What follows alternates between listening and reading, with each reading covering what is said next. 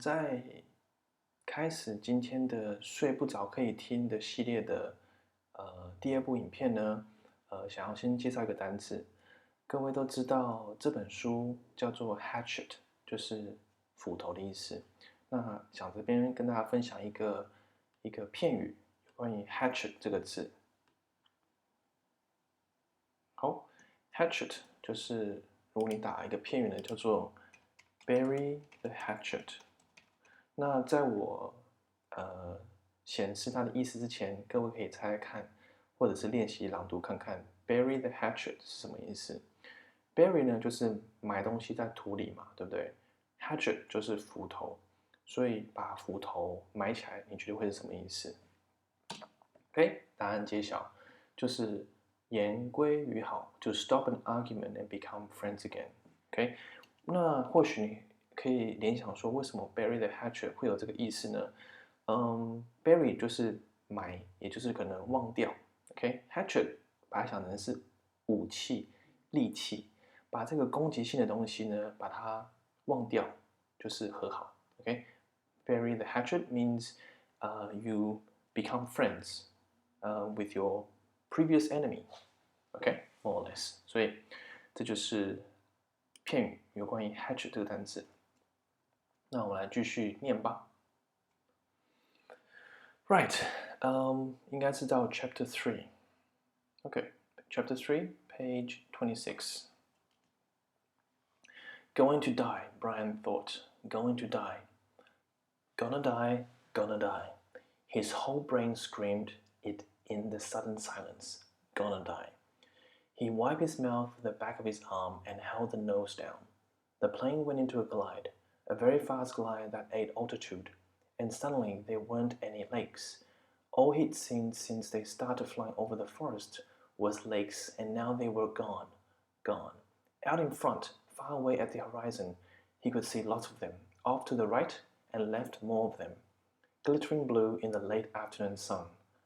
But he needed one right in front. He desperately needed a lake right in front of the plane, and all he saw through the windshield were trees, green death trees. If he had to turn, he didn't think he could keep the plane flying. His stomach tightened into a series of rolling knots, and his breath came in short bursts. There! Not quite in front, but slightly to the right, he saw a lake, L-shaped, with rounded corners, and the plane was nearly aimed at the long part of the L, coming from the bottom and heading to the top. Just a tiny bit to the right. He pushed the right rudder pedal gently, and the nose moved over. But the turn cost him speed, and now the lake was above the nose. He pulled back on the wheel slightly, and the nose came up. This caused the plane to slow dramatically and almost seemed to stop and wallow in the air. The controls became very loose-feeling and frightened Brian, making him push the wheel back in. This increased the speed a bit, but filled the windshield once more with nothing but trees, and put the lake well above the nose and out of reach. For a space of 3 or 4 seconds, things seemed to hang, almost to stop. The plane was flying, but so slowly, it would never reach the lake. Brian looked out to the side and saw a small pond, and at the edge of the pond some large animal, he thought a moose, standing out in the water, all so still looking, so stopped. The pond and the moose and the trees, as he slid over them, now only 300 or 400 feet off the ground, all like a picture. Then everything happened at once.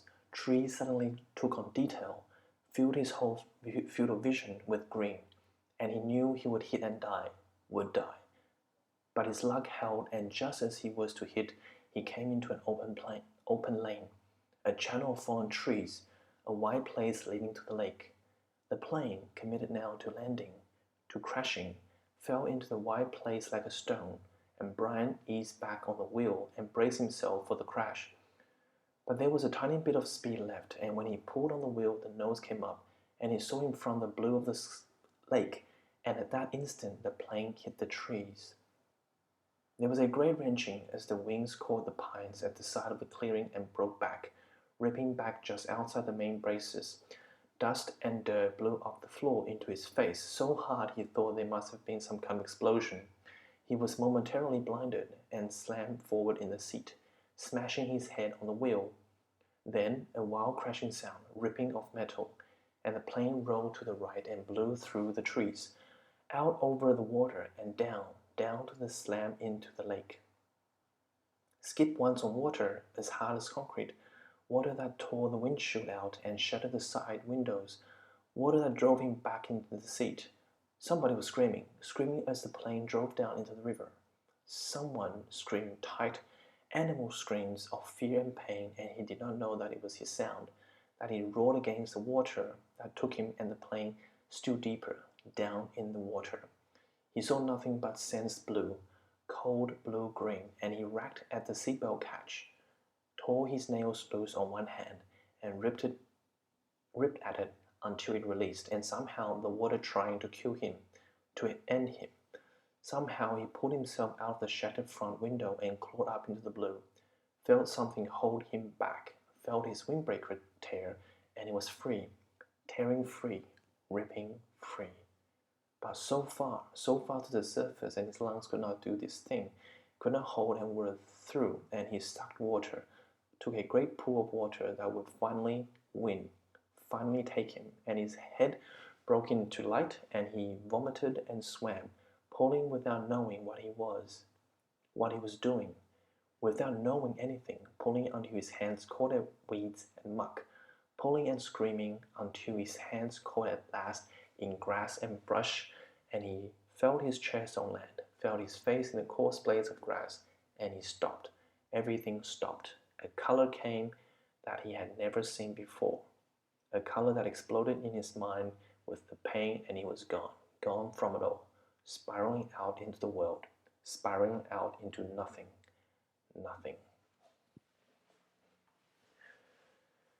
End of chapter 3, chapter 4. The memory was like a knife cutting into him, slicing deep into him with hate. The secret. He had been riding his 10-speed with a friend named Terry. They had been taking a run on a bike trail and decided to come back a different way, a way that took him past the Amber Mall. Brian remembered everything in incredible detail, remembered the time on the bank clock in the mall, flashing 3:31, then the temperature 82, and the date. All the numbers were part of the memory. All of his life was part of the memory.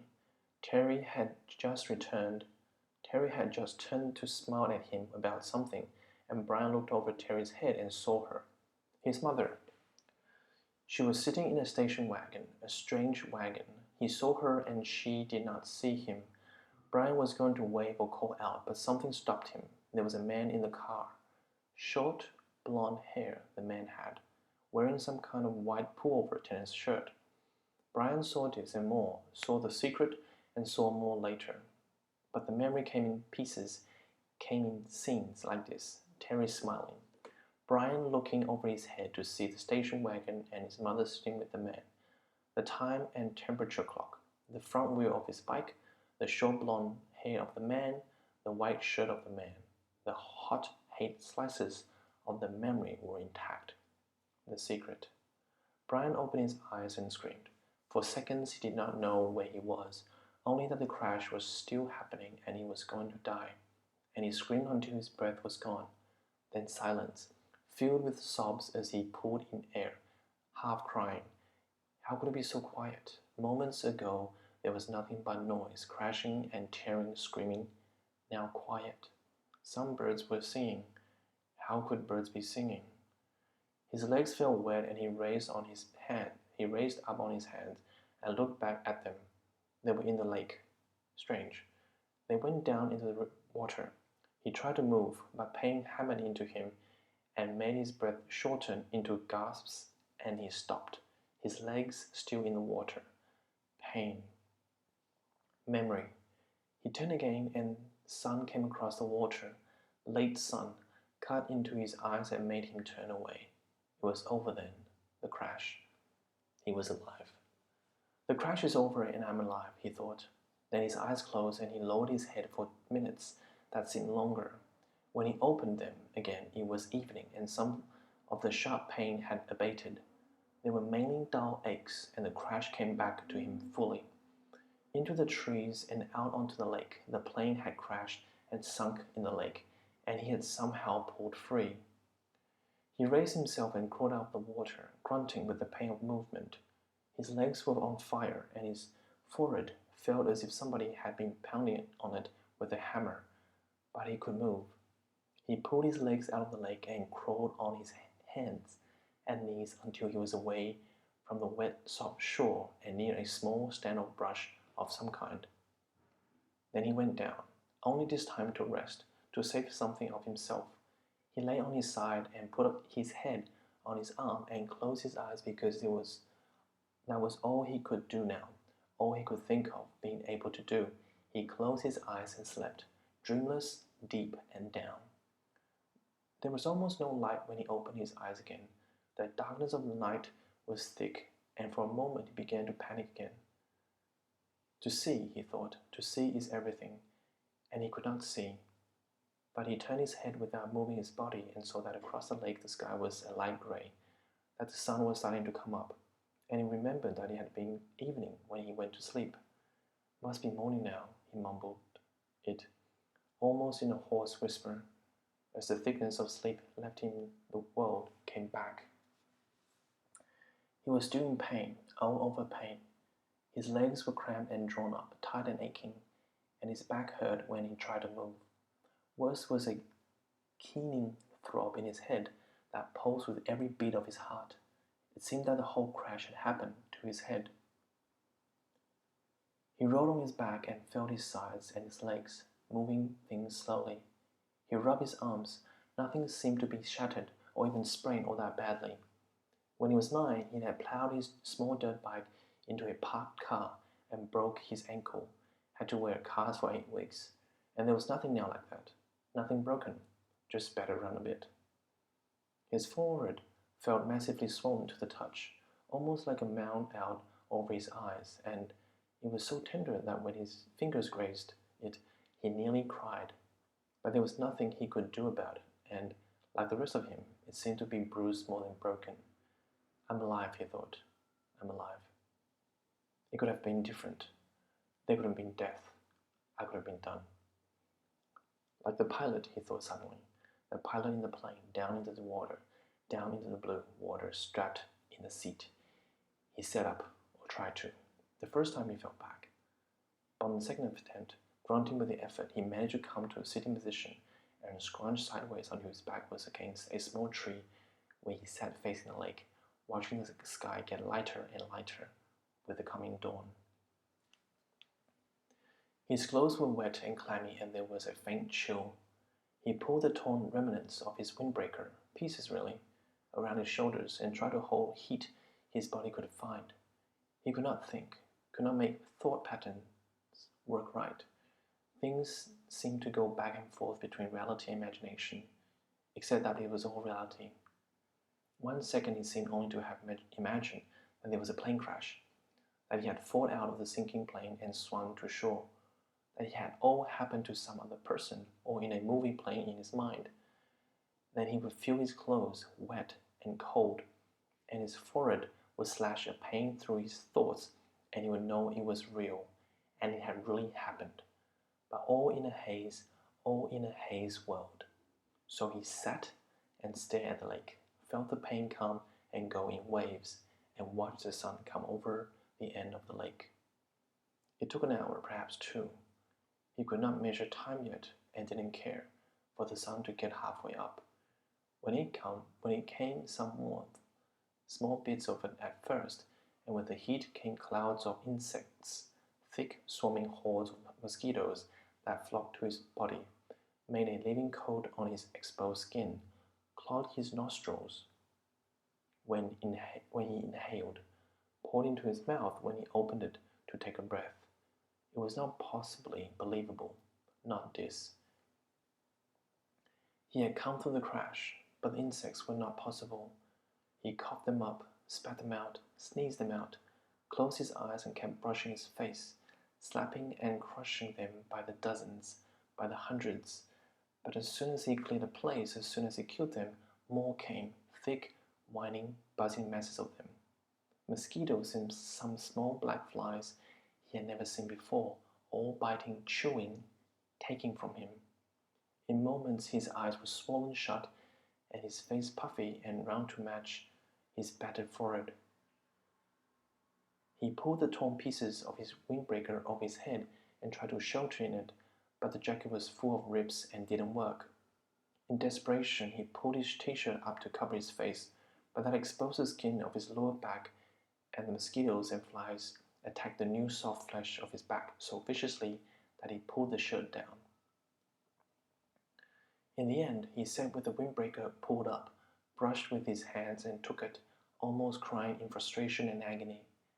There was nothing left to do, and when the sun was fully up and heating him directly, bringing steam off his wet clothes and bathing him with warmth, the mosquitoes and flies disappeared, almost that suddenly. One minute he was sitting in the middle of his swarm, the next they were gone and the sun was on him. Vampires, he thought. Apparently they didn't like the deep of night. Perhaps it was too cool and they couldn't take the direct sunlight.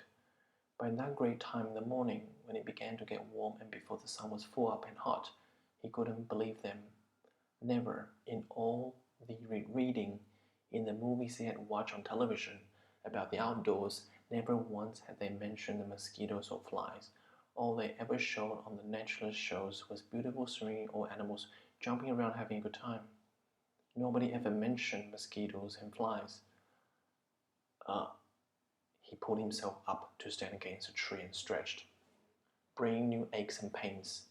His back muscles must have been hurt as well. They almost seemed to tear when he stretched, and while the pain in his forehead seemed to be abating somewhat, just trying to stand made him weak enough to nearly collapse. The backs of his hands were puffy, and his eyes were almost swollen shut from the mosquitoes, and he saw everything through a narrow squint.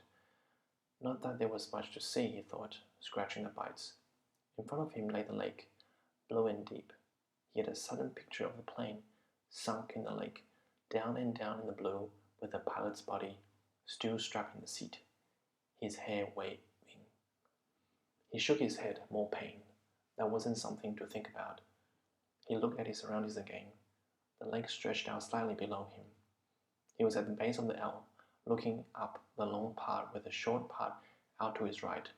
In the morning light and calm, the water was absolutely perfectly still.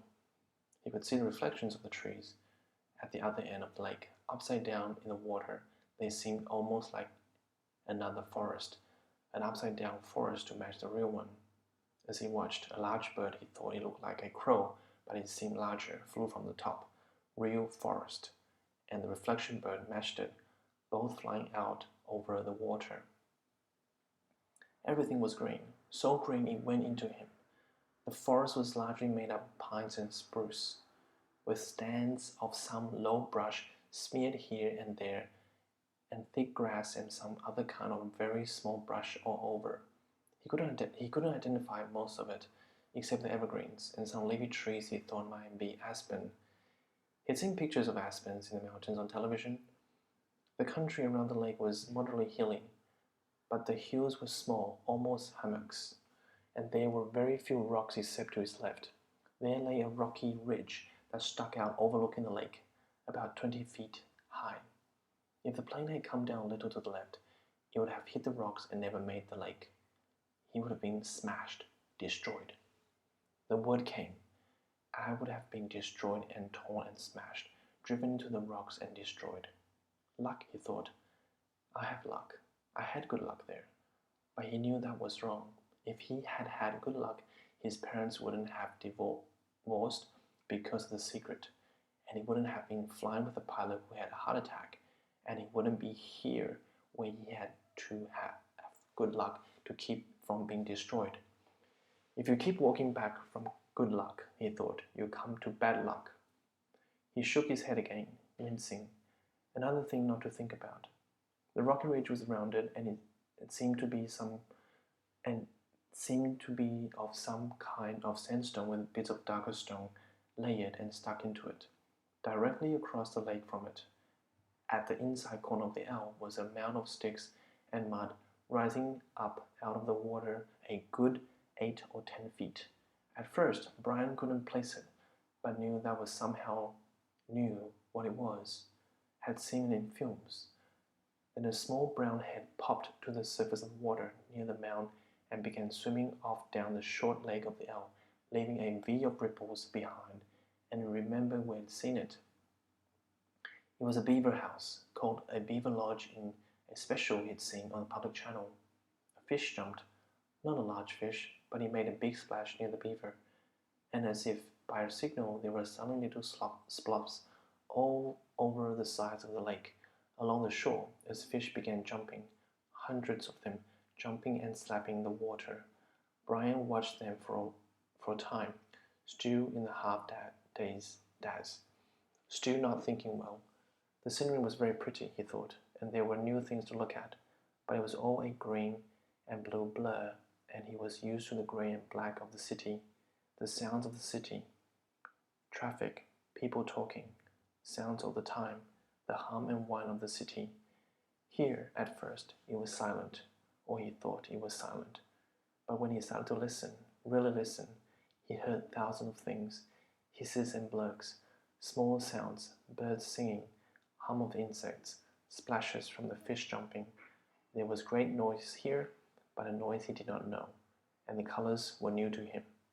And the colors and noise mixed in his mind to make green-blue blur that he could hear as a hissing pulse sound, and he was still tired, so awfully tired, and standing had taken a lot of energy somehow, had drained him. He supposed he was still in some kind of shock from the crash, and there was still the pain, the dizziness, the strange feeling. He found another tree, a tall pine with no branches onto the top, and sat with his back against it looking down the lake with the sun warming him. And in a few moments he scrunched down and was asleep again. End of chapter 4.